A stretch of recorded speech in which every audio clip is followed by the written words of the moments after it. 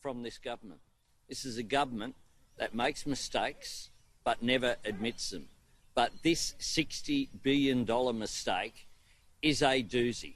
And it comes at the same time as we know that as of a week ago, Australians who are struggling had taken $13.2 billion out of their own superannuation accounts.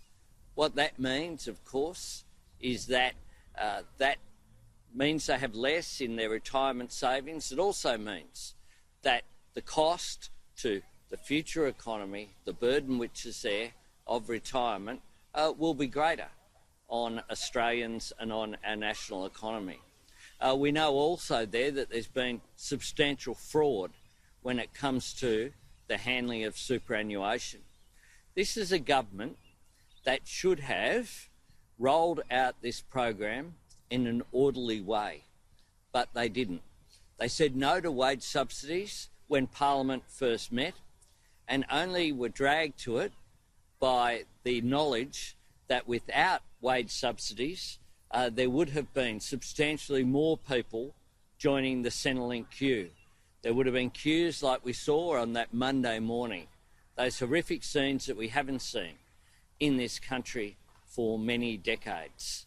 But what we see with this government and this era is $60 billion as a mistake that they didn't bother to inform the Australian people of until a Friday afternoon. And that comes at the same time as so many Australians are really struggling to get by. So many Australians, a mum with 3 kids, working in a job for 11 months, is not eligible for the JobKeeper program. The whole arts and entertainment sector is not eligible for JobKeeper by and large because of the nature of the work. And yet we have a government that is arrogant. Josh Frydenberg, the Treasurer who brought you the Back in Black declaration when it wasn't true. And this government has never produced a budget surplus and will never produce a budget surplus.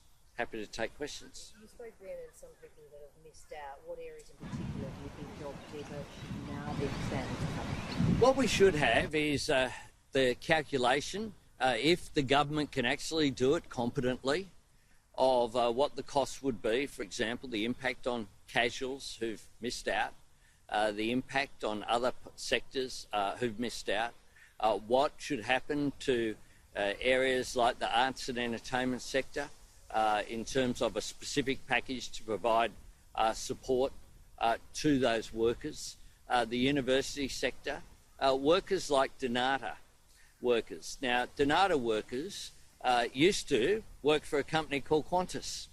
That company, along with other catering firms in the airline industry, was sold to Donata, an overseas-owned company, but they're essentially doing the same task, many of them, that they've been doing for many decades, and yet they're not eligible for the JobKeeper program due to changes and a specific decision by this government to exclude them. That's not fair. That's not fair on them.